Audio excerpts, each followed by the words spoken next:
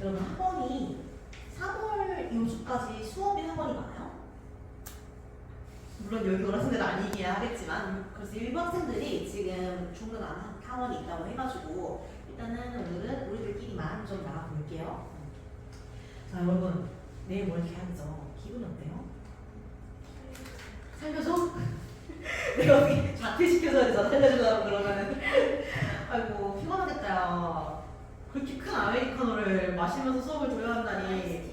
아이스티 아니야. 많이 마셔? 아이스티구나. 그래요. 우리 학생들 공부학생들이 진짜 열심히 해가지고 되게 막 기특하면서도 안쓰러워요. 우리 학생들 너무 열심히 해서 이러다가 피곤해지면 어떡해. 이제 막 시작인데. 그래서 우리 학생들이 그래도 나름 또 우리가 지금 절반 정도는 겨울방학에 수업을 했었죠. 그래서 이제 이 학생들은 조금 학원에 익숙해진 상태고 아직 이제 오늘 처음 와서 덜 익숙하지 학원이 미안 학원이 어때요? 학원 와보니까? 국어학원 처음이에요? 그건 아니에요? 그럼 수업은 오늘 처음인 거죠 여기서? 오 알겠어요. 약간 긴장되어 있는 상태? 왜 긴장했어요? 공간이? 아 달라서 약간 적응하는데 시간이 필요해서? 그렇구나. 민진이는요? 어때요? 지금 긴장의 연속이네 그러면 학생들은 학원도 새로 오고 학교도 새로 가고 그러니까요. 또 그래도 마침 여러분들이 학교를 가기 직전에 비가 또 온다고 해가지고 나름 씻겨진 학교를 볼 수 있을 것 같네요. 그러기도 하고 또 날씨도 많이 풀렸죠. 2월 한 지지난주까지만 해도 엄청 추웠는데 갑자기 날이 확 풀려가지고 또 나름 입학 분위기를 낼 수 있고 비 지금은 안 오죠. 부산을 가지고 왔길래 나연이 우산 탔나요? 아주 예뻐요. 산 거야? 아 이거 아마 예스24에서 그럼 그 비닐이 비닐이 지금 시나모롤이 그려져 있는 거야? 네. 그래서 빼면은 아마 시나모롤이 없을 거예요. 그럼 뭐야? 빼면은 그냥 우산이야? 그냥 우산? 아니요 시나모롤이 있긴 하네요. 있긴 있어? 귀엽다. 날씨가 참 오늘 좋지 않죠? 또 우리 곱슬인 친구들 오늘 되게 머리 뽀글거리는 분이시잖아. 저도 알죠? 곱슬이라서. 약간 지금 뽀글해서 돌아다니는 약간 그래서 그래요. 그래서 우리가 오늘은 본격적으로 이제 고등학교 국어를 하기에 앞서가지고 우리가 또 공부고는 4월 마지막 주에 셋째 날 시험이 들어가요. 그러니까 마지막 주에서 하루 전 한 주 전부터 이제 목금의 시험을 보고 월화의 시험을 본다는 거예요. 공부고는 주말을 끼고 시험을 본단 말이야. 그래서 국어가 앞이면은 여러분 조금 우리가 쉴 수가 있는 거고 국어가 뒤면은 주말 또 나눠서 국어를 해야 되는 거예요. 그렇게 되는 거죠. 어쨌든 그래서 중간고사부터 한 달 전에 우리는 3월 모평을 볼 거예요. 그래서 그 모평을 보려면은 화작문의 기초와 그리고 문학의 기초, 독해의 기초가 잡혀야 되기 때문에 우리 오늘은 그 중에서도 화법과 작문의 기초를 우선 배울 겁니다. 원래 요령 없이 표현도 풀 수는 있어요. 그런데 또 요령이 있게 되면 훨씬 더 효율적이니까 그 요령을 먼저 배우게 될 거고요. 그리고 그걸 한 이후에는 여러분들의 시험 범위에 들어갈 24년 3년 기출 독서 부분을 먼저 볼 겁니다. 독서를 먼저 보고 다음에 문항을 한번 다시 볼 거예요. 자, 그렇게 해서 여러분들은 자료를 총 3개를 쓰게 될 겁니다. 그래서 오늘 지금 가장 먼저 볼 거는 흰색 자료, A4 사이즈의 흰색 자료를 가장 먼저 쓸 거고요. 그 다음은 얇은 비포, 그리고 마지막으로 두꺼운 비포는 여러분들의 숙제. 다 풀어오는 거 아니에요? 다 풀어오는 거 아니고 한 달 하나만 푸시면 될 것 같아요. 18년 3월 하나만 풀어오시면 된다는 거. 그래서 오늘 배울 거랑 앞으로 한 2주 정도는 여러분들이 모의고사를 어떻게 하면 잘 볼 수 있는지, 어떤 식으로 해야 처음 보는 지문을 잘 마주할 수 있는지에 대해서 배우게 될 겁니다. 일단은 그래서 그 2주 정도는 가볍게 진행이 된다라고 보시면 될 것 같아요. 자, 그래서 우리가 일단은 들어가기 전에 뭘 먼저 확인을 할 거냐면 수능의 또는 모의고사의 국어 영역은 어떻게 구성이 될 것인가를 조금 더 구체적으로 볼 겁니다. 그래서 겨울학기 수업을 들었던 친구들은 대략적으로 문학과 문법에 대해서 조금 봤을 거예요. 이거를. 근데 오늘 이제 화법과 작문을 중심으로 좀 보게 될 겁니다. 자, 그럼 여러분들 국어 같은 경우에는 입학 전에 시험을 보기 때문에 국어 모의고사를 좀 접했을 겁니다. 국어는 좀 몇 문제죠? 45문제. 맞아요. 45문제. 오, 45? 뭔가 45라고 할 때보다 45문제가 되게 많아지는 느낌인데? 45문제고요. 총 몇 분? 80분 동안 풀어야 됩니다. 이게 국어 수능 모의고사의 규칙이죠. 그러니까 우리가 2분을 넘기게 되는 순간 우리는 굉장히 쫄리게 된다는 거예요. 그렇죠? 자, 그래서 이 국어는요. 총 3개의 파트로 구성이 되죠. 첫 번째는 화법, 장문, 문법, 매체입니다. 자, 여러분들의 선배, 그러니까 한 살 위 선배들까지는요. 고1, 2까지는 화장문을 시험을 보고요. 고3 때는 화장, 언배는 아닌 11개의 선택 과목을 풀게 돼요. 그런데 여러분들 다시 교육과정이 바뀌어서 화법, 장문, 문법, 그리고 새로 생긴 매치까지 한 번의 시험을 또 보게 됩니다. 그래서 이게 총 15문제가 될 거예요. 대략적으로. 자, 그 다음에는요, 우리가 또 똑같이 15문제를 마주할 건데, 이게 바로 문학이죠.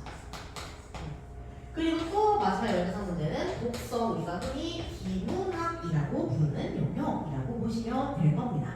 자, 그래서요, 우리가 일단은 연습용으로 푸는 모의고사 같은 경우에는 기출이기 때문에 매체가 아직 없어요. 그래서 화법과 장문을 1번부터 10번으로 보게 될 거고요. 문법을 11번부터 15번에서 만나게 될 겁니다. 자, 그래서 우리가 이 15문제짜리를 몇 분 안에 끊어야 안정적으로 볼 수 있을까요? 시험을 볼 때? 몇 분일 것 같아요? 10분? 너무 빠른데? 우리 15문제 10분에 약간 빨라요. 우리는 15분 합니다. 15분 안으로 들어오는 것이 목표라고 보시면 돼요. 언제까지? 수능 보기 전까지. 여러분 시간 많아요. 수능 보기 전까지 15분 안으로 집어넣는 게 목표라고 보시면 됩니다. 자, 그럼 그 다음 문학입니다. 문학은 크게 갈래가 2개죠. 갈래 복합이라는 게 있고요. 즉 가지문, 나지문, 다지문 나오는 거. 그래서 이것도 현대 갈래 복합과 고전 갈래 복합으로 나뉘어요. 현대 갈래 복합은 보통 가의 현대시, 나의 현대시 또는 다의 현대시 이렇게 나온 거고요. 고전 갈래 복합은 가의 고전시가, 나의 고전시가, 다의 고전시 이렇게 나온 겁니다. 그렇죠? 자, 그다음 마지막으로는 소설의 갈래를 볼 거예요. 소설도 우리가 늘 구분하듯이 현대와 고전으로 나뉠 겁니다. 그래서는 이건 1번에 시면 대입장 현대소설 이렇게 해서 총 우리가 4개의 지문을 마셔야 될 겁니다. 각각 한 지문씩을 맡을 거예요. 그럼 총 몇 분 안에 풀어야 될까요? 얘는 우리가 수능 볼 때까지 몇 분이면 될 것 같아? 15분에서 오, 20분입니다. 그래서 우리가 이걸 개별 5분씩 끊어가지고 20분 안에 들어오게 할 건데요. 언제까지? 수능 보기 전날까지. 지금 당장 20분을 끊어가는 게 아니에요. 꾸준히 연습을 해서 우리가 수능 보기 직전까지만 20분 안에 집어넣자라는 게 목표입니다. 자, 그 다음 독서죠. 독서는요. 이제 트렌드상으로는 복합지문과 단일지문으로 구분이 돼요. 복합지문 아까 얘기했던 것처럼 가지문, 나지문으로 나오는 경우입니다. 그렇죠? 보통 인문, 철학지문에서 많이 나와요. 단일지문은 뭐냐? 단일지문은요 하나짜리, 딱 하나짜리 지문인 건데 가나 없이 요거는 보통 또 2가지로 나뉩니다. 하나는 독서의 방법이에요. 요건 이제 수능 구조. 또 나머지는 뭐야? 우리가 흔히 아는 인문, 사회, 과학, 기술, 예술, 융합 지문이에요. 그렇죠? 그래서 여기서 지금 한 지문, 여기서 둘에서 세 지문, 여기서 한 지문 이렇게 나오게 됩니다. 이게 총 두개 세 개 왔다 갔다 하면서 그렇게 보시면 될 것 같습니다. 이렇게 했을 때 우리가 총 대략 4개 정도의 지문을 마주하게 될 거예요. 몇 분 안에 끊어야 될까요? 계산해보면은 몇 분? 45분? 아, 같은 주소 반복해서 적어야 그쵸? 우리는 마킹을 주성기는 도와주지 않아요. 그러니까 마킹은 따로 마킹에다가 5분 투자할 거고요. 5분 절대 긴 시간 아니에요. 마킹 꼼꼼히 하면은 5분을 넣을 거고 남은 시간 40분을 전부 다 여기에다가 투입할 겁니다. 자, 그래서 여러분들의 취향에 따라서 나는 독서를 좀 잘해 하면은 35분, 25분 내기는 상관없어요. 또는 나는 독서 자신이 있어. 그럼 뭐 35분, 20분은 상관이 없어요. 여러분들 취향에 따라서 5분 정도는 왔다 갔다 해도 돼요. 이건 마지노선인 거니까 5분 정도 왔다 갔다 하시고 독서에서 분배하시면 되는 겁니다. 자, 그런데 우리가 처음 새로운 모의고사를 마주했을 때 이렇게 시간을 맞춰서 푸는 게 전혀 절대 쉽지가 않아요. 그럼 우리가 어떻게 됐어? 시간을 넘쳐서 풀 수밖에 없잖아요. 그럼 이걸 줄이는 연습을 해야 하는데 현실적으로 어디가 줄이기가 쉽냐라는 것이 포인트인 겁니다. 우리가 어디를 줄여야 효율적으로 국어를 풀 수 있을 것인가를 생각을 해봐야 돼요. 자, 우리가 현실적으로 독서는요, 여러분들이 읽어야 할 정보량이 정말 많고요. 적용해야 할 그래프도 많고 복잡해요. 그래서 생각보다 여기서 5분 이상 줄이는 게 쉽지가 않아요. 아무리 잘해도. 진짜 많이 줄여야 10분? 뭐 30분에 풀어내니까 그쵸? 그 정도예요. 그럼 나머지는 어떨까? 나머지는요, 생각보다 줄이기가 쉬워요. 왜냐면 문학 같은 경우는 우리가 3년 내내 배울 거고 학교에서 작품 많이 배울 거고 개념어가 명확해요.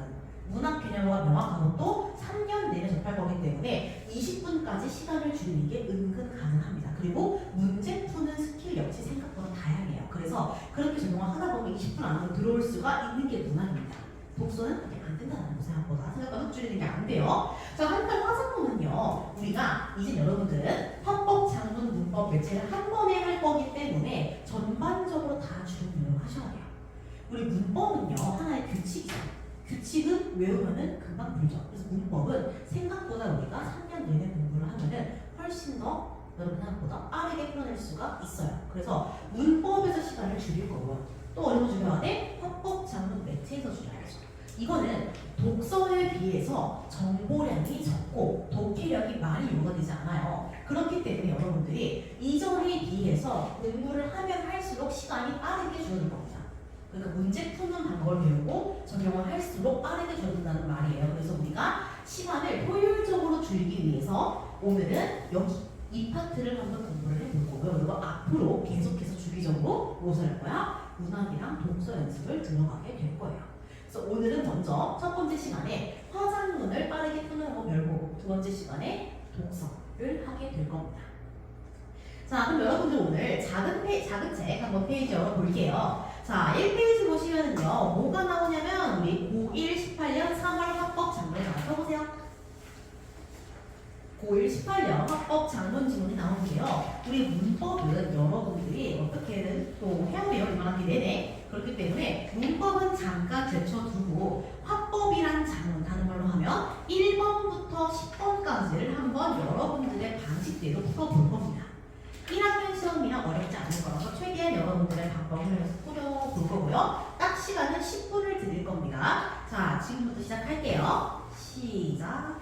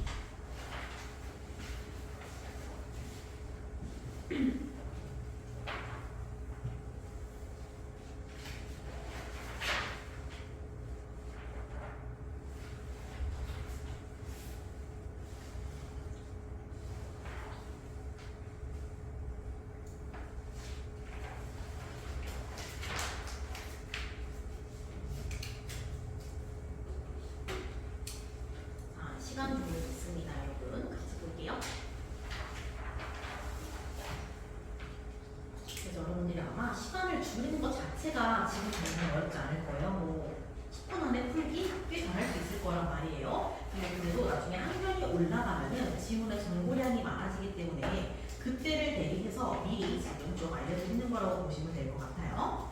자, 우선은요 우리가 이 헌법 작물을 들어가기 전에 어떤 걸 봐야 할지 좀 먼저 이야기를 하고 들어가 볼게요. 자, 우리가 화작을 어떻게 공략할 것인가를 보고 좀 들어가 봅시다. 자, 화작 공략입니다. 10문제죠. 10문제니까 10분 이내로 끊을 수 있게 만드는 공략법이라고 보시면 됩니다. 나중에 정보량이 늘어나고 지문이 많아져도 해결할 수 있는 방법이라고 보시면 돼요. 자, 첫 번째 방법은요. 문제부터 읽는 겁니다. 이거는 문학대랑 동일해요. 문제부터 읽는 겁니다. 우리가 이게 어쩔 수 없이 사람이라는 게 습관이 돼가지고 자기도 모르게 시험지를 딱 봤잖아요. 그냥 왼쪽 위부터 빠르게 읽어내기 시작해요. 우리 그렇게 훈련되기 때문이에요. 자, 그런데 우리가 화작을 볼 때는 그러시면 안 된다는 거죠. 일단은 문제부터 먼저 들어가야 한다는 거야. 그 다음에 문제를 읽은 다음에 선지든 어디든 쓱 보고 아 이거는 읽으려면 어디로 가야겠구나라는 필요한 정보를 찾기 위한 노력을 해봐야 합니다. 그렇죠? 자, 이걸 어떻게 하면 되냐? 내가 이 문제를 보았을 때는 이 문제는 어떤 것에 대한 내용이기 때문에 어떤 식으로 무엇을 찾으러 가야겠다는 행동 강령을 만드는 거라고 보시면 돼요. 자, 일단 우리 화작이라는 건요. 독서와 다르게 문학과 다르게 읽어야 할 게 많지 않아요. 다 읽어야 될 필요도 없고 여기서 중요한 거 몇 가지만 뽑아서 빠르게 치고 넘어가는 게 목표라고 보시면 됩니다. 그래서 그걸 위해서 우리가 무엇을 할 거냐? 문제부터 읽되 선택지를 평소에 분석하는 연습을 할 겁니다. 이건 사실은 국어학년 전체에 해당하는 말이기도 한데요. 특히 화작에서 선택지를 분석하라라는 말은 내가 어떻게 이 선지를 읽고 반응을 할 것인가, 이 선지를 읽고 어떤 식으로 지문으로 돌아가서 찾아낼 것인가라는 일종의 힌트를 찾는 연습을 하는 거라고 보시면 돼요. 그래서 반응 훈련으로 넘어갈 겁니다. 이 선지는 지금 정보의 위치가 나와 있네. 그러면은 얘부터 읽어야겠구나. 라든지 아니면 이 선지는 수치라는 말이 나와 있네. 그러면은 숫자를 찾으러 가야겠구나. 이런 여러 가지 방식들을 여러분들이 평소에 분석을 함으로써 본인에게 더 적합한 방법으로 만들어가는 거라고 보시면 됩니다. 자, 그다음 마지막은요. 유형 분석이에요. 자, 우리가요. 헌법 작문은요. 신기하게도 1학년이든 2학년이든 3학년이든 다 같은 유형으로 나와요. 늘 나오는 문제가 나오고요. 늘 나오는 선지가 나오고 늘 나오는 위치에 그 문제가 늘 있어요. 그렇기 때문에 우리가 수학에서 유형을 먼저 배우고 그걸 암기해서 다른 유형 확대하듯이 국어도 마찬가지고 화살에서는 유형을 먼저 문제별로 파악하고 그 유형을 더 나아갈 수 있게끔 연습을 해야 한다라는 겁니다. 자, 그럼 이걸 일단 제가 한번 들어가 볼게요. 자, 우리가 습관적으로 읽는 왼쪽 제일 위 여기서 보시면은 뭐가 나와요? 다음은 세마포르에 대한 강연의 일부이다라는 말이 나오고 있죠. 자, 뭐예요 이거 지금? 이 글은요 강연을 옮겨놓은 거예요. 다시 말해서 뭐야? 강연의 대본이고 사실 그치? 자, 그럼 요 질문은요 우리가 말을 하는 방법에 대한 이야기예요. 그래서 화법 단독 질문이죠. 우리가 강연이라는 말하기를 위해서 만들어 놓은 지문인 겁니다. 그래서 화법 단독 지문이고요. 그렇기 때문에 화법을 읽어내는 방식에 적합한 방식으로 문제를 읽어나갈 수 있어야 되는 겁니다. 자, 그리고요. 친절하게도 힌트 하나 줬어요. 뭐 있어요? 이거. 이 강연은 뭐에 대한 강의야? 세마포르라는 주제, 세마포르라는 화제 에 대한 이야기죠. 그래서 앞으로 선지에서 화제, 주제 이런 얘기 나오면 일단 세마포르구나라고 생각하시면 되는 겁니다. 그렇죠? 자, 그래서 이 정도를 짚고 넘어가게 될 거예요. 그래서 이거 말고도 합법 단독으로 나오는 거는 강연, 강의, 연설, 발표, 라디오, 대상 이런 것들이 있다 정도만 알아두시면 돼요. 그래서 어쨌든 우리가 말하려고 쓰는 대본이잖아요. 그러니까 내가 청자들에게 들려주고 싶은 청각적 정보는 물론이고 또 뭐야? 보여주고 싶은 것도 적어놔야죠. 그게 뭐예요? 행동, 표정, 이런 거 다 포함이 되는 거예요. 그렇죠? 그것도 이따가 문제풀이 다시 한번 확인해 볼게요. 자, 그래서 이거는요. 우리가 말하기에서 지문이죠. 보여주기로 넘어가는 겁니다. 그래서 이 부분에서 추가되는 여러 가지 정보들을 우리가 미리 알고 들어가면 좋겠다라는 겁니다. 그래서 이거 역시 지문으로 보면서 다시 한번 확인을 할 거예요. 자, 한번 내려가 봅시다. 우리 지문을 읽지 마시고 바로 문제로 내려갈 겁니다. 우리 습관적인 읽기를 잠깐 멈추셔야 돼요. 자, 1번으로 들어가 볼 겁니다. 1번은 무슨 문제예요? 위 강연자의 말하기를 이해한 내용으로 적절하지 않은 것을 골라보래요. 자, 문제만 슬쩍 봤을 때 어때? 왠지 내가 이 발표의 내용을 알아야만 할 것 같은 느낌이 들어요. 그런데 그럴 필요가 없다는 거예요. 왜? 선지를 한번 봐봐요, 여러분. 선지에 지금 내용에 대한 얘기는 없어요. 다 뭐야? 형식에 대한 얘기뿐입니다. 자, 그래서 화법 지문의 첫 번째 문제는 보통 어떤 식으로 나오냐? 여기서 알 수 있다시피 형식에 대한 내용이라고 보시면 돼요. 그래서 이런 식으로 형식을 아예 대놓고 물어보거나 아니면 살짝 돌려서 발표 계획이라는 느낌으로 문제가 나오는 경우도 있어요. 이 발표를 위해 세운 계획이나 이런 느낌으로 나올 때도 있습니다. 그럼 우리는 이때 뭘 봐야 된다? 형식. 내용 말고 형식을 봐야 한다는 겁니다. 그래서 굳이 지문을 읽지 않아도 된다는 거예요. 자, 그래서 우리가 이런 거를 마주하게 되면 어떻게 해야 되냐? 선택지 분석을 해야죠. 그치? 선택지를 분석할 건데 어떤 식으로 분석을 할 거냐? 일단은 우리가 문제를 풀려면 선택지를 빠르게 제끼는 게 우선이잖아요. 그치? 그래서 여러분들이 빠르게 판단이 가능한 거. 그렇죠? 판단이 가능한 선택부터 풀어나간다라고 보시면 돼요. 이게 어떤 느낌이냐면요. 자, 한번 쓱 볼게요. 자, 봤을 때 여러분들이 이 지문을 읽지 않아도 이건 뭐에 대한 내용이라는 걸 알 수 있어야 돼. 자, 그러니까 다시 한번 말해볼게요. 3번 한번 볼까요? 3번 보시면요. 무슨 말 나와요? 앞부분이라는 말이 나와요. 그럼 어때? 빠르게 찾아볼 수 있겠죠. 우리가 뭔가 얼마나 빠르게 찾아볼 수 있는 단어인가를 보셔야 되는 거야. 여기 대놓고 뭘 알려주고 있어요, 지금? 앞부분이라는 정보의 위치를 알려주고 있어요. 그럼 우리가 어때? 3번 선지를 딱 보면은 바로 눈이 어디로 올라가야 돼? 지문의 앞부분으로 올라가야 돼요. 그러면서 뭘 봐? 화제가 아까 제목에서 뭐였지? 이름 특이한 거, 그치? 세마포르. 지문의 앞부분 보니까 위쪽에 첫 번째 부분에 세마포르가 나오는지만 확인하면 된다는 거예요. 그렇게 해서 지문 읽지 않고 바로 갔다가 돌아올 거예요. 그럼 맞는 말 동그라미 하실 거고요. 자, 그 다음에 또 우리가 쉽게 쓸 수 있는 게 뭐가 있냐? 수치. 수치는 다른 말로 하면 뭐야? 숫자야. 이렇게 빼곡한 네모난 한글들 사이에서 동글동글한 숫자는 얼마나 잘 보이겠어요. 그렇죠? 그래서 숫자가 보이면 1번은 맞는 말이겠죠. 숫자 너무 많아요. 지금 난리 났어요. 그렇죠? 맞는 말이니까 동그라미 치고 넘어가시면 돼요. 자, 그 다음으로 빠르게 쓸 수 있는 건 뭐가 있냐? 비언어적 표현입니다. 이건 지금 다 준 것 같아요. 자, 우리가 발표를 하든 뭘 하든 사람이 말을 하는 행위를 할 때 언어와 함께 쓸 수 있는 표현이 두 가지가 있어요. 하나는 뭐야? 하나는 저기 나오는 비언어. 그쵸? 하나는 뭐야? 하나는 반언어적 표현이에요. 자, 비언어적 표현은 뭐예요? 말 그대로 언어가 아닌 거잖아요. 그치? 아닐 비자야. 그러니까 뭐야? 언어가 아닌 표현이야. 다른 말로 하면 뭐예요? 표정, 행동, 몸짓 이런 겁니다. 그래서 행동, 표정, 몸짓에서 여기에 해당이 돼요. 그렇죠? 자, 그럼 반언어는 뭐냐? 반언어는요, 반대 언어의 반대 이런 느낌이 아니고요. 동반이라는 뜻이야. 언어, 내가 말을 할 때 함께 동반되는 것들이에요.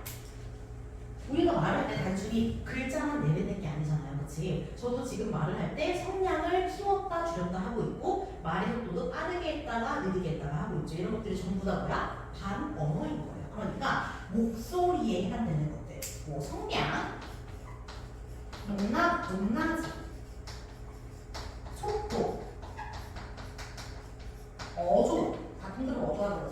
이런 게 다 여기에 해당한다라는 겁니다.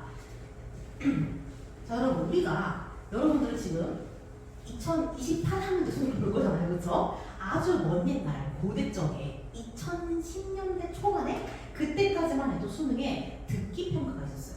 영어만 있는 게 아니라. 자, 까마득한 조상적 얘기 맞죠? 저도 그 수능을 안 봤어요. 자, 듣기 평가가 있었는데 그 듣기 평가가 뭐였냐면 바로 화법 문제였어요.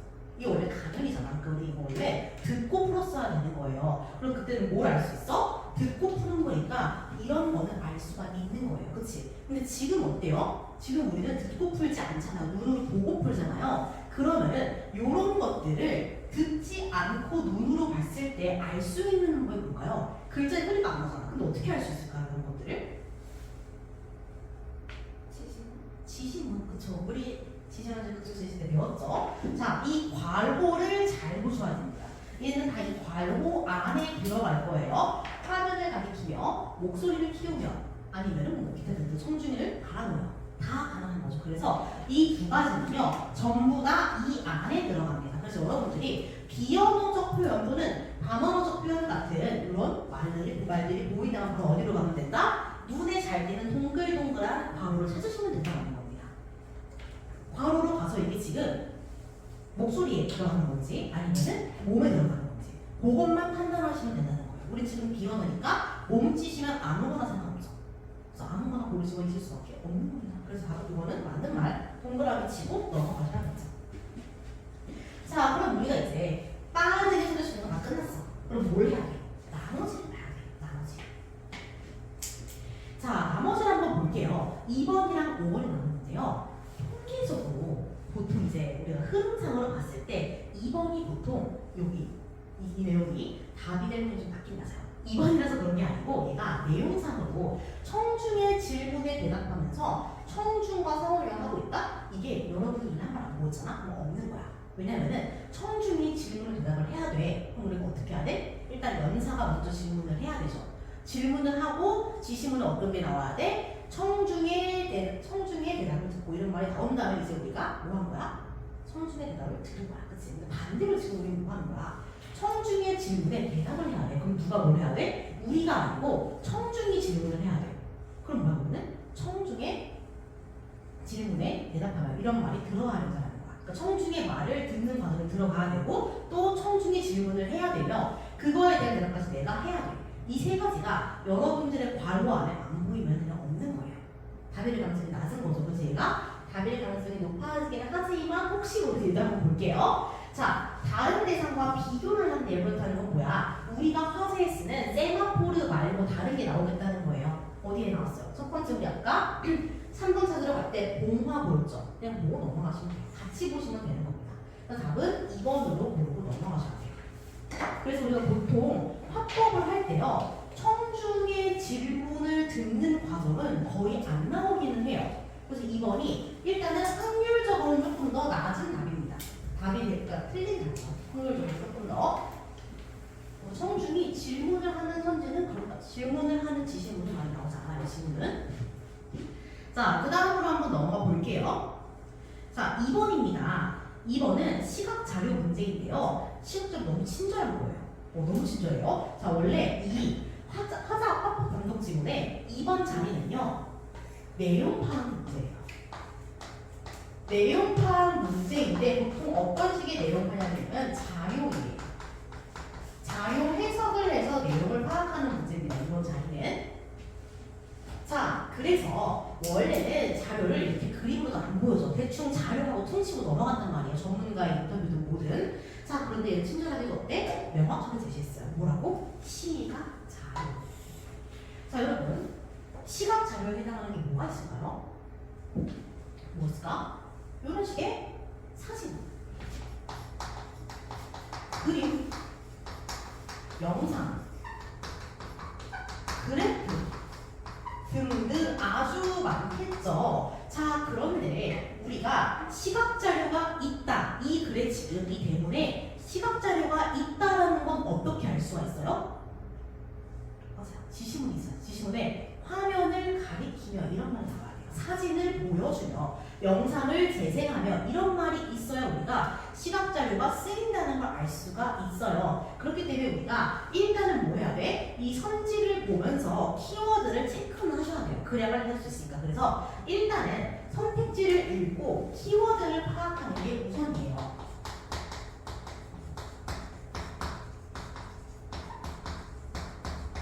그쵸? 자, 그래서 1번 같은 경우에는 뭐예요? 1번 같은 경우에는 키워드가 그냥 봉화죠, 봉화. 그래서 어디로 가야 돼? 지시문 있는 데로 가서 화면을 가리키면 지시문이 있는 데로 가서 그 주변에 봉화가 있는지만 확인하면 돼. 당연히 있겠죠. 자, 그러면 그 다음으로는 어디를 가야 돼요? 2번인데 뭐가 중요했어? 세마포로 너무 많아, 주제니까. 탑의 구조로 가야 돼. 자, 그러면은 두 번째 화면을 가리키면 찾으시고 그 주변으로 탑의 구조라는 말이 있는지 봐봐. 있을 겁니다. 바로 안쪽에 있어요. 자, 이거 한 줄 찾으시면 되는데, 자, 그 다음 3번으로 한번 볼게요. 3번은 뭐야? 글자를 나타내는 방식이죠. 그럼 키워드는 뭐야? 글자. 그리고 밑에 뭐 있어? A랑 7 있죠. 그래서 A랑 7을 확인하시고 뭐 하셔야 돼? 화면을 가리키면 가서 이게 있는지 확인. 있죠, 주변에 A랑 7. 그리고 그 다음은 4번은 뭐야? 포인트가 모스. 화면을 가리키면 옆에 모스 보이는지 확인. 없으면 개발. 밑에 프랑스도 마찬가지죠. 프랑스가 키워드니까 찾아보게. 이렇게 해서 빠르게 답을 4번으로 골라내고 넘어가셔야 됩니다. 자, 그 다음으로 갈게요. 자, 3번입니다. 자, 우리가 모의고사 지문을 풀 때요. 보기가 나오면은 수많은 경험과 어쩌고 저쩌고에 의해서 나도 모르게 위축이 돼요. 아, 보기 어렵겠네. 이러면서 아, 보기 읽을 게 많겠네. 이러면서 위축이 돼요. 자, 그런데 우리가 문학에서도 그러하듯 화학에서의 보기는 정말 개꿀 문제라고 보시면 됩니다. 왜냐면은 요 보기야말로 정말 어때? 반응에 걸리는 보기야말로 절대 지문을 안 읽어도 돼요. 절대 읽을 필요가 없는 그런 지문이라고 보시면 되는 겁니다. 자, 이 3번 자리, 화법 지문의 3번 자리에는 항상 이런 반응 문제가 나와요. 강의를 듣는 학생의 반응, 강의라든지 대답을 받는 반응 지문에 나올 수밖에 없는데요. 자, 이 반응은요, 보기랑 같이 나오잖아요. 절대 지문을 안 읽지 마세요. 절대 읽으시지 마세요. 자, 그래서 얘는 지문이 필요가 없어요. 꼭 읽을 필요가 없다는 거야. 지문이 필요가 없는 문제. 그럼 뭐만? 이 보기만 보고서도 충분히 맞출 수가 있다는 겁니다. 굳이 저 긴 지문을 다 읽고 돌아가서 푸는 수고를 안 해도 된다는 거죠. 자, 이런 반응 문제는요, 크게 반응이 세 가지로 갈리게 됩니다. 자, 일단은요, 이 반응은 딱 시점상으로 세 가지예요. 과거의 반응이 있고요, 현재와 관련된 게 있고요, 미래와 관련된 게 있어요. 이게 무슨 말이냐? 하나씩 볼게요. 과거라는 건요, 이 강연을 들은 사람이 자신이 과거에 알던 내용이나 과거에 경험했던 것들을 먼저 언급하는 걸 의미해요. 그래서 반응 첫 번째는 뭐다? 배경 지식 또는 경험. 그러니까 이 강연을 듣는 사람의 과거 이야기를 하는 걸 우리가 이렇게 얘기하는 거예요. 자, 그럼 현재는 뭐냐? 현재는 그냥 지금 바로 이 발표를 본 순간을 의미해요. 감상이었죠. 이 강연이 좋았어, 나빴어, 이런 점이 아쉬웠어, 그쵸? 한 개. 이런 게 좀 어려울 것 같아. 아니면 좋은 말도 있겠죠. 좋은 말. 이런 건 좋았어. 이런 게 있을 겁니다. 자, 그럼 마지막으로 뭐가 나오냐? 마지막으로는 내가 앞으로 뭘 해봐야겠다. 추후 활동 계획이 나와요. 이 강연을 보고 나니 이 부분이 궁금해졌어. 도서관에 가서 찾아봐야지. 이런 거예요. 이게 추후 활동 계획이야. 그래서 보통 요 세 가지 안에서 나오게 되고요. 반응이 길어지면 세 개가 다 나오고요. 아니면 두 개 정도만 골라서 나온다고 보시면 돼요. 자, 얘 한번 볼까요? 자, 얘 한번 보시면요. 산꼭대기에서 바라보는 아름다운 경치를 기대하는 전기가 올랐는데 안개 때문에 바로 앞에 있는 산도 잘 안 보여서 아쉬웠던 적이 있었어. 이거 뭐야? 과거의 경험. 경험이죠. 자, 그 다음 세마포르에 이용된 탑이 수 킬로미터 간격으로 세워졌기 때문에 만약 안개가 꼈다면 잘 안 보였을 것 같아. 가시거리가 확보되지 않은 상황 세마포르의 전송 효율이 떨어진다고 하는 것이 그런 의미겠구나. 이거 다 뭐예요? 가면과 관련된 내용이죠. 현재로 들어가야 되는 거죠. 자, 그래서 이거는 감상인데요. 어떤 식의 감상이냐? 일단은 본인 경험과 함께 추측을 해보고요. 그 다음에 이해로 넘어가죠. 얘가 뭐에 대한 거야? 가면에 대해서 다 현재로 가야 되는 거죠. 얘는 지금 앞으로 내가 이걸 알아보기 위해서 뭘 해야겠다는 이해를 잘 안 하고 있어요. 근데 이제 보통 고2쯤으로 넘어가는 학법 지문에서 이 미래까지 나오게 됩니다. 아마 뒤에 거 풀어보시면 알 거예요. 그래서 이렇게 해보시고 바로 선지로 넘어가면 답이 2번으로 가볼 거예요. 그래서 절대 지문을 잊지 마라. 이거 풀 때는. 자, 그래서 여기까지 하시면요, 여러분들이 지문을 막 빡세게 안 읽고도 그냥 가볍게 보고 넘어갈 수 있었을 거예요. 자, 그 다음으로 한번 넘어가 볼게요. 자, 그 다음으로 넘어가시면요, 이제 조금 우리가 2페이지나 하에서 풀어야 하는 힘든 지문이 나오게 되죠. 자, 이거는요, 문제를 한번 같이 볼게요. 자, 문제를 보시면요, 4번부터 7번 심지어 문제 수도 많죠. 자, 보시면은 어때요? 가는 반려동물 인수제를 주제로 한 라디오 대담이라고 나와 있고요. 나는 가를 바탕으로 학생이 작성한 기사문의 초고래요. 자, 그럼 라디오 대담은 뭐야? 대모제요. 라디오 전달. 그러니까 말하기야. 화법이래요, 여러분 지금. 기사문은 뭐야? 글 써야 될 거 아니야. 장문이래요. 그럼 이 질문은 뭘까? 가와 나를 동시에 대신했는데 하나만 화법하는 장문이에요. 이걸 우리가 뭐라고 하냐면요, 화법, 장문, 복합, 지문이라고 해요.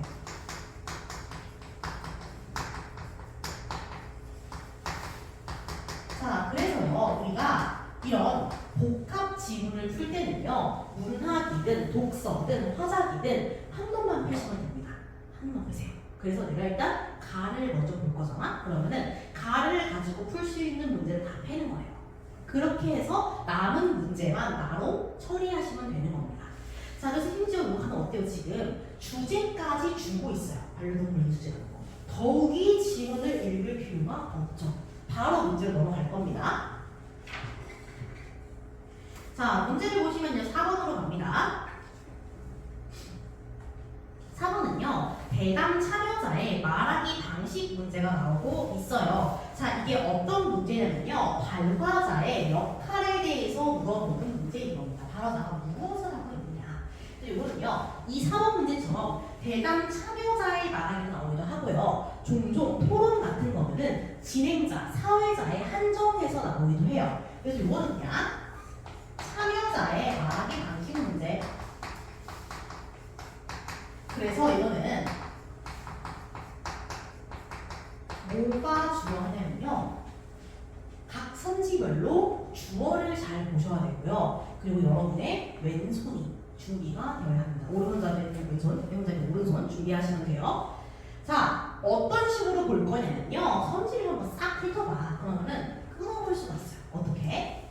진행자 한 세트, 김과장 한 세트, 최 대표 한 세트 끊어볼 수가 있는 거죠.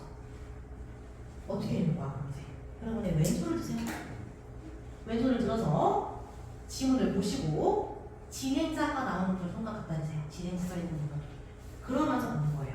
이 여러분이 되게 작은 행동 같아도 우리가 뇌는 좁힐 수 있어요. 그래서 여러분들이 명확하게 왼손으로 짚어가면서 확인하시면 좋습니다. 자, 한번 볼게요. 1번 진행자 짚으셨죠? 대담자의 발언을 정리해야 돼. 그러면은 진행자의 가장 첫 번째 말일까 아닐까? 발언을 정리해야 돼. 그럼 최소한 첫 번째 말 아니겠죠? 왜냐면 발언을 한 명은 해야 될 거 아니야. 그렇죠? 그래서 최소한 이 둘 중에 한 명이 말한 이후에 대담자 거로 골라야 되는 거예요. 그렇죠? 그 안에서 파악만 하시면 됩니다. 그리고 정리를 하고 설명을 요청한 내용이 있는지만 확인. 이해할 필요 없어요. 자, 그 다음 두 번째로 가시면요, 김과장 세트가 나왔어요. 자, 김과장 손으로 딱 짚으시고, 그 다음에 뭘 보셔야 돼? 반려동물 인수제에 대한 소개. 아까 이거 주제였죠. 주제에 대한 소개는 보통 언제 해요? 가장 처음에 해야 돼. 그러니까 김과장의 첫 번째 대사에서 찾으시면 되는 거야. 그쵸? 그래서 소개. 적이 있는지 확인하시고, 필요성 언급 반증 확인 두 가지 확인하셔야 돼요, 지금. 자, 그 다음 세 번째, 김과장은 우리 사례. 한국 빼고 나머지 북한에 끈을 주고 있는 아무튼 바탕으로 인수제로 인해 거둘 수 있는 효과까지 이렇게 연결되는지 확인. 그래서 이런 식으로 김과장 처리하시고요. 그 다음으로 누구한테 가야 돼? 최 자, 손가락으로 짚으시고요. 4번 쉽다. 뭐가 나와요? 통계자료. 통계는 뭐야? 숫자. 숫자 있으면 저거 맞는 말이에요. 그렇지? 통계자료 제시하시고요. 그 다음에 뭘 봐야 돼? 반려동물 인수 실시에 대한 사람들의 거부감. 그러니까 뭐야? 꺼린다는 거. 말 있는지 확인. 근데 다만 어떤 거에 대한 거여야 돼? 반려동물 인수세에 대한 꺼림이어야 해. 여긴 지금 반려동물 입양에 대한 꺼림인 거죠. 다른 겁니다. 제도가 아니라 문서에 대한 거죠. 그래서 X 하시고 4번 고르고 넘어가시면 되고요. 혹시 모르니 이번 한번 다시 볼게요. 최대표는 부작용, 이세트는 찾아보시면 되겠죠. 그래서 그렇게 가볍게 보고 넘어가시면 되는 겁니다. 근본 해결 방법 찾으시면 되겠죠. 금방금방 나올 거예요. 이런 것들은. 그래서 짚고 5번으로 바로 넘어갈게요. 자, 우리 아까 4번은요. 가에 대한 지문이었잖아요. 그치? 5번도 어때? 가에 대한 지문인 거예요. 그치? 그러니까 그냥 가볍게 나 짚지 마시고 그대로 쭉쭉 넘어가시면 돼요. 자, 5번 마찬가지로 가에 대한 겁니다. 김 과장과 최 대표가 모두 동의를 해야 한대요. 자, 여러분 우리 아까 4번 문제 풀 때 은근슬쩍 조금 봤는데 어때? 김 과장이랑 최 대표랑 의견이 일치하는 것 같아요? 대립하는 것 같아요? 전부 대립, 찬성과 반대 같지 않아요? 근데 둘이 동시에 동의를 해야 한대. 그럼 뭐야? 어떤 말이 나와야 돼? 둘 중에 하나가 양보를 해야 돼. 대립하는 상황에서. 그치? 그래서 한 명이 슬쩍 한 말을 해야 되는 거. 그래서 물론 그 말은 맞지만 이런 말이 나와야 돼요. 물론 그 부분은 동의합니다. 물론이란 말이 중요해요. 그래서 그게 있는지 확인하셔야 돼요. 저도 그 부분은 동의합니다. 물론 동의합니다. 이런 말. 그래서 물론이란 말이 있는 곳 주변으로 가서 내용을 찾으시면 돼요. 그 내용이 바로 어디에 있어요? 2번에 있어요. 2번 보고 넘어가시면 되겠죠.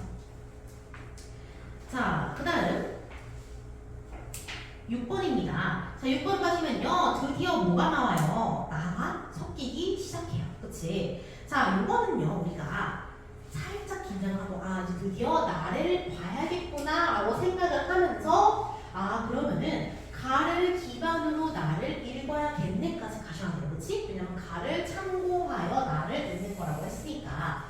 자, 그리고 나서 쓱 보니까 어때? 선지를 보니까 다 뭐가 나왔어? 그 다음에서 언급되지 않은 이 말이 있어. 그럼 나 볼 필요 있어 없어? 나 안 봐도 돼요. 왜? 이 뒷부분의 내용이 가에 있는지 없는지만 판단하면 끝인 거예요. 나는 그냥 장신용으로 나온 거죠? 자, 볼게요. 1, 2, 3, 5번은요. 밑에 있어요. 다 언급되죠. 그러니까 이 뒷부분의 내용이 가에 있으면은 맞는 선지, 없으면은 틀린 선지가 되는 거예요. 그래서 쭉 찾아보니까 어때? 자격 조건이라는 말이 여기에 없죠. 그러니까 틀린 선지가 되는 겁니다. 3번 보셔야 되고요. 나머지는 뭐 이런 것들은 다 나와 있는 거죠. 자, 그리고 4번 같은 경우는요. 언급되지 않은 걸 골라야 하기 때문에 이 뒷부분의 내용이 만약에 가에 있으면 틀린 선지예요. 없어야 맞는 선지고. 그래서 그런 것들 짚고 넘어가시면 됩니다. 전혀 어렵지 않죠. 그래서 우리가 나를 끝까지 미룬 보람이 있네. 나를 안 읽어도 6번까지 해결할 수가 있네. 그죠? 자, 그 다음 7번으로 넘어갈게요. 자, 7번은 고쳐쓰기입니다. 자, 고쳐쓰기인데 이 고쳐쓰기라는 건 사실은 세미 문법 문제, 미니 문법 문제, 약간 문법 문제라고 보시면 돼요. 임상 문법 문제입니다. 자, 그래서요, 이 고쳐쓰기라는 말 나오면요, 살짝 긴장을 하시면서 어떻게 고치는지를 보셔야 돼요. 이게 종종 두 가지 나눠요. 첫 번째는 이런 것처럼 문법 문제, 아주 작은 미세한 문법 문제 나올 수가 있고요. 또 하나는 내가 글을 잘못 써서 내용을 고치는 문제가 나올 수도 있어요.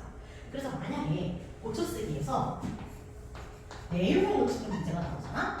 그러면 이거는 어디에서 어디를 고치는 건지 잘 파악을 해야 돼요. 순서를 파악을 해야 돼. 어떤 방향으로 고칠 건지. 원본, 그리고 고치는. 이 방향을 잘 파악을 해서 둘 사이의 차이점을 보고서 여러분들이 판단하셔야 돼요. 자, 그런데 이것처럼 형식, 문법에 대한 내용이잖아요? 그러면 여러분들이 문법처럼 열심히 푸시면 됩니다. 대입해가지고 이거 말이 이상하네 하고 넘어가시면 되는 거예요. 그래서 여러분들 다음은 5번을 보고 넘어가셨어야 돼요. 우리가 이런 화장문 15개짜리 지문은요, 사실은 문법이 11번부터 15번까지 있는 게 아니고 이런 식으로 살짝 중간에 하나 정도 끼어 있다라는 것만 머릿속에 넣고 가시면 될 것 같아요. 자, 그 다음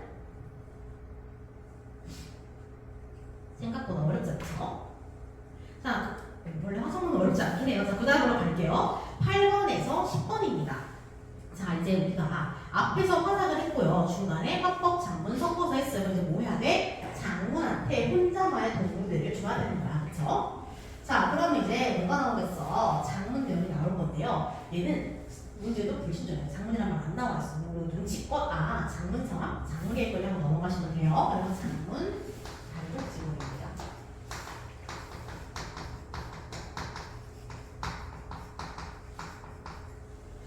자, 그래서 우리가 요 15문제짜리, 10문제짜리는요, 첫 번째 합법 단독, 두 번째 합법 장문 복합, 그리고 마지막 장문 단독, 이렇게 세 가지로 구성이 된다고 보시면 될 것 같아요. 그래서 합법 장문 복합 지문에서의 장문 문제, 고쳤으니 같은 거, 그리고 장문 단독 지문에서의 문제는 서로 순서가 바뀔 수는 있어요. 그래서 왔다 갔다 해요, 세 개가. 자, 한번 볼게요. 밑에 보시면요, 가지문 읽지 마시고, 네, 밑으로 내려가세요. 이런 거 읽지 마세요. 나도 모르게 이거 읽다니까 자꾸 읽지 마시고 밑으로 쭉 내려가서 바로 8번 문제로 볼 겁니다. 자, 8번 문제 보시면요, 뭐가 나오냐면 초고에 반영되지 않은 것을 물어보는 겁니다. 자, 우리가요, 장문의 과정을 한번 떠올려봐. 우리가 글을 쓸 때요, 그냥 바로 시작해요. 절대 그렇게 못해서 어떻게 해야 돼? 머릿속으로 계획을 세워야 돼. 글을 어떻게 구성을 해야겠다는 머릿속으로 짜고 일단 글을 쓴 다음에 마지막에 뭐예요? 고치죠. 수정하죠. 그게 지금 다 여러분 푼이 이 문제에 들어가 있는 거예요. 그래서 구상을 하고 첫 번째 글을 쓰는 것까지가 지문에 나와요. 장문 단독이잖아요. 그리고 고치는 게 어디에 들어가? 고치는 게 문제에 들어가게 됩니다. 고치는 부분이 조금 어렵게 나와요. 자, 그래서 보시면요, 이거는요, 초고 내가 구상하고 처음 쓴 글이야. 거기에 반영되지 않은 걸 골라봤네요. 자, 우리가 초고에 반영할 수 있는 계획은 두 가지입니다. 마찬가지로 내가 내용을 반영할 거냐, 형식을 반영할 거냐, 둘 중에 하나예요. 눈치챘겠지만 장문은 다 내용하는 형식입니다. 자, 내가 내용을 할 거냐, 아니면 형식을 할 거냐를 보시면 돼요. 자, 그래서 우리가 화법 문제 1번 풀었던 것처럼 빠르게 찾을 수 있는 것부터 들어가시면 돼요. 그렇죠? 그래서 뭐야, 딱 보니까 선지에 내가 뭐 읽을 게 없어요. 그럼 어디로 가야 돼? 선지가 지시하는 알파벳으로 가서 재빠르게 찾아야 돼. 그렇죠? 그럼 올라가 보시면은 뭐가 나와요? 올라오면 이렇게 구성이 길게 나와 있어요. 그래서 너 뭐 해야 돼? 끊어서 딱 보셔야 되는 거예요. 그렇죠? 그래서 이 보통 1학년 시험은 이게 순서예요. 글 쓰는 순서. 그래서 소스를 쭉쭉 보시면 됩니다. 이렇게 보시고 이런 키워드, 심각성, 특성, 갈등, 목적, 방법 이런 것들을 보시고 빠르게 골라내고 없는 걸 제거하시면 돼요. 답은 3번 보고 가셔야 되죠. 스모피 때문에 세대 갈등이 일어난다는 말은 상식적으로 약간 이상하긴 해요. 엄마한테 등짝을 맞는 건 뭘까? 그러고 자, 그 다음으로 한번 볼게요. 9번입니다. 자, 이런 거 잘 보셔야 돼요. 이게 무조건 출제되는 장문 문제인데요. 화법 장문 복합 지문에서 마지막에 나오거나 장문 단독 지문에서 중간에 나오거나 이게 바로 조건부 장문 문제예요. 자, 조건부 장문 문제는 내가 조건을 줄 테니 네가 글을 써라 이거잖아요. 그럼 조건이 보통 두 가지입니다. 자, 눈치도 챙겼지만 내용 조건 그리고 형식 조건입니다. 위에가 동시에 나와요. 내용적 조건 그리고 형식적 조건 두 가지입니다. 자, 내용적 조건은 뭐야? 이 내용에 맞춰가지고 글을 써야 돼. 그럼 내용이 들어갔는지 안 들어갔는지 여러분들이 읽어보고 머리를 판단해야죠. 뭘 써야 돼? 뇌를 써야 돼. 쉽지 않아. 뇌를 써야 돼. 자, 그럼 형식은 뭐야? 형식은 그냥 이 표현법이 쓰였는지만 보시면 돼. 뇌가 필요해? 안 필요해. 눈으로만 하면 돼. 눈을 쓰는 거야. 자, 그래서요, 요 형식이라는 건요, 대체적으로 시의 표현기법에서 나옵니다. 지규법, 배구법, 의리법 이런 거, 명탄법 이 안에서 나오니까 문학 기능도 안 돼 있으면 조금 어려울 수 있겠지. 보통 여러분들이 아는 거에서 나옵니다.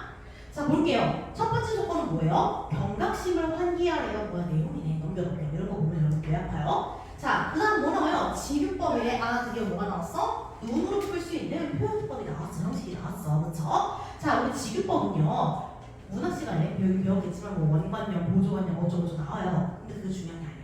이 장문에서는요, 그냥 표지만 알면 돼. 지구별 표지. 오모 같이, 오모처럼, 오모 인듯, 오모 인양. 얘네만 찾으면 그만이야. 얘네가 있으면 지구법이 쓰인 거고 없으면 안 쓰인 거예요. 그렇죠? 그래서 저것만 찾으면 그만입니다. 빠르게 한번 볼게요. 우리 경각심 이런 거 보지 말고 바로 가보자. 자, 1번 좀비표. 당황스럽죠. 이건 언어유희예요. 지금법이 아니고 언어유희 형식입니다. 자, 그 다음 안전은 스문비 앞에서 멈춘다.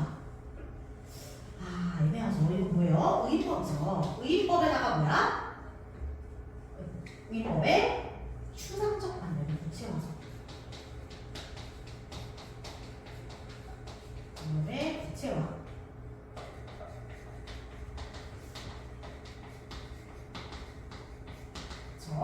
자, 그 다음 뭐예요? 거북이 철원. 아, 찾았다. 그 다음 밑에도 4번 배터리 철원. 그죠? 밑에는 뭐가 없어요. 밑에는 뭐 딱히 없어요. 배워법이. 자, 그럼 우리 뭐 중요해야 돼? 3번 아니면 4번 중에서 경각심 드러나는 거 딱 하나 잡으면 돼. 누가 봐도 경각심을 경고를 하는 것 같아? 4번이 누가 봐도 경고를 하고 있죠. 4번 보고 넘어가시면 됩니다. 훨씬 쉽게 이렇게. 자, 넘어갈게요. 10번. 자, 이 10번이 나오면요. 어떻게 되냐? 3점이 화작물에서 이례적으로 부여가 됩니다. 자, 이런 자료 해석 문제는요. 아까 화작의 2번에서 한 번, 그리고 장문에서 한 번 이렇게 등장을 하겠고요. 이게 보통 3점이에요. 왜요? 내용이 많으니까요. 그렇죠? 이거는 내용 이외 중에도 자료 해석 문제입니다.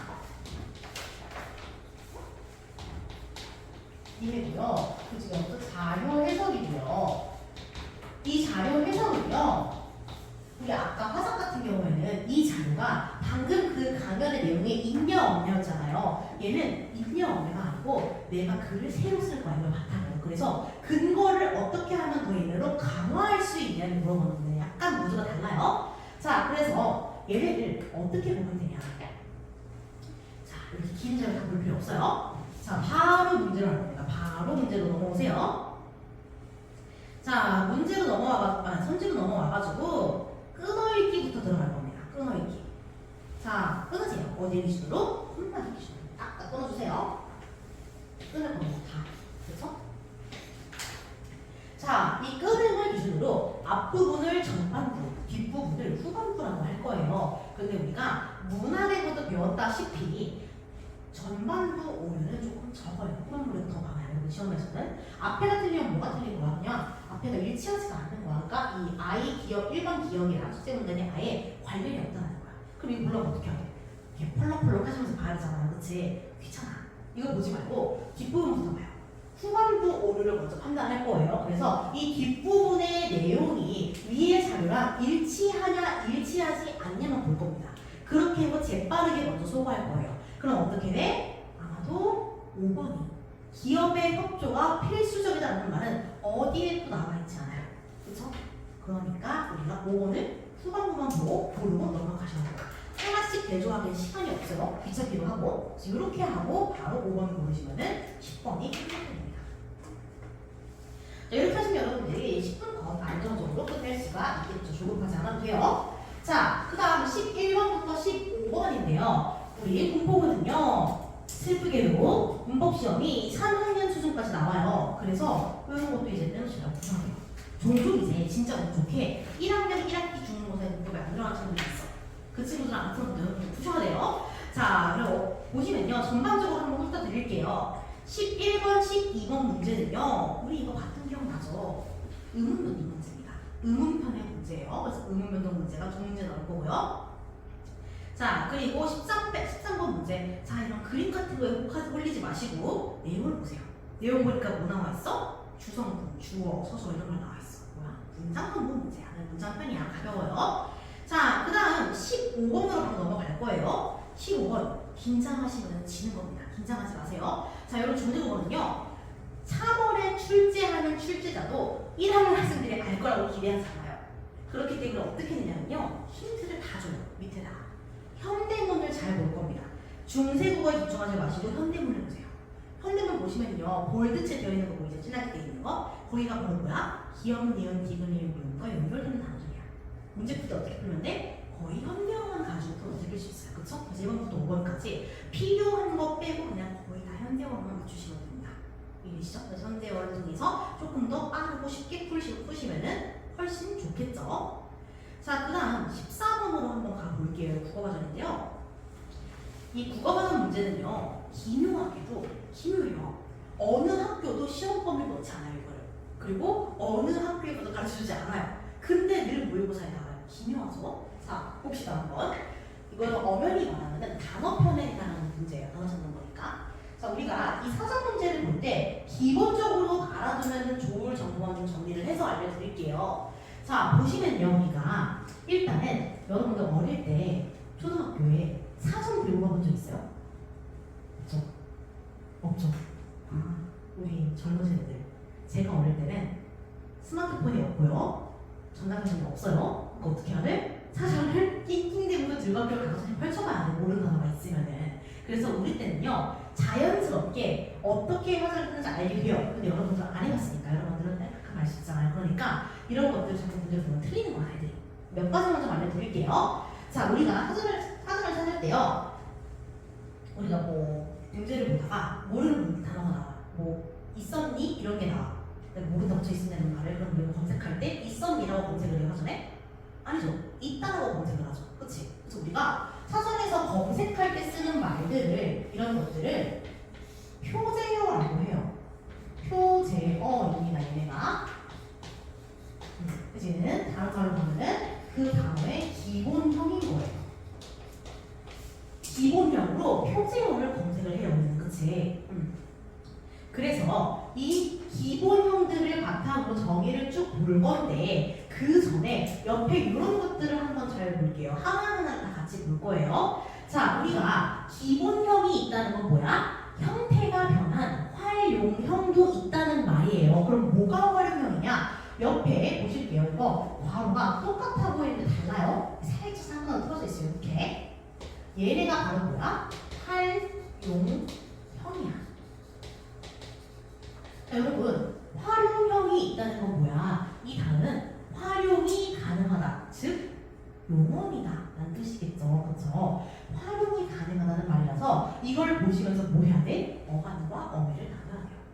원래 원칙적으로 어간과 어미를 어떻게 나누냐면요, 기본형으로 와. 기본형으로 와서 다를 뺀 나머지 앞에가 전부 다 어간이에요.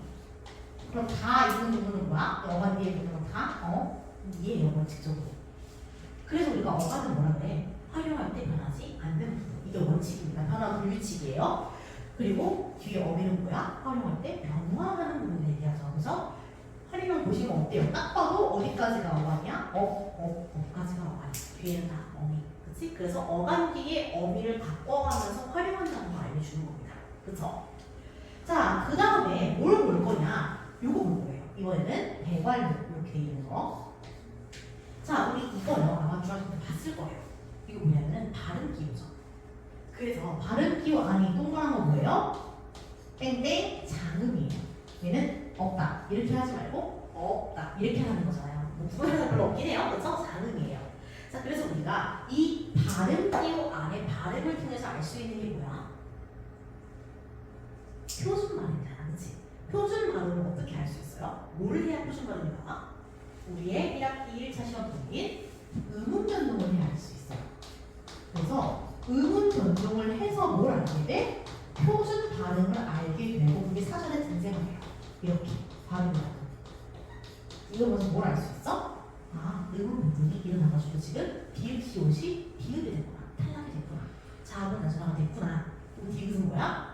쌍디귿이 되면서 뭐가 됐다? 된소리가 됐구나. 그치야? 됐구나를 알 수 있겠죠. 이런 식으로 이해를 하시면 되는 겁니다. 자, 이어서 그 밑으로 내려가 볼게요. 자, 밑에 보시면요. 없다 밑에 뭐가 나와요? 형 이런 말 나와요. 형. 이거 뭐예요? 형용사. 품사예요. 사실 진짜 친절하지 않아요? 모든 걸 다 알려주는 품사예요. 품사를 알려주고 뒤에 뭐가 나와? 이게 정의가 쭉 나오고 있어요. 그리고 마지막으로 뭐가 나와? 피를 뒤집어 놓은 듯한 예문이 나오고 있어요. 여러분들이 보고 이해가 안 되는 예문을 봐야 돼. 그래서 예문 가지고도 문제가 많이 나옵니다. 예문이라고 잘 알아두시고요. 자, 그 다음 밑으로 한번 가볼게요. 이따가 본 거죠. 그러면 중요하게 봐야 되는 부분은 밑에서 이 1, 2번입니다. 누가 1, 2번? 이거 있을까? 딱 보기에 둘 다 있다는 뜻은 맞는 것 같아. 근데 왜 남았을까요? 품사 같아요. 오, 얘기해요. 품사가 다르기도 해요. 또 의미가 달라요. 의미가 아주 미묘하게 조금 달라요. 그래서 공통적인 뜻은 같아요. 뿌리는 같은 거였는데 약간 미묘하게 변화해 봐. 그래서 그것 때문에 어떻게 돼? 품사도 바뀌고요. 이런 것도 추가가 돼요. 일단 할게 이거는. 그래서 이런 관계를 다의어 안되는 해요. 뭐야? 하나의 단어인데 의미가 다 많이 있다는 거야.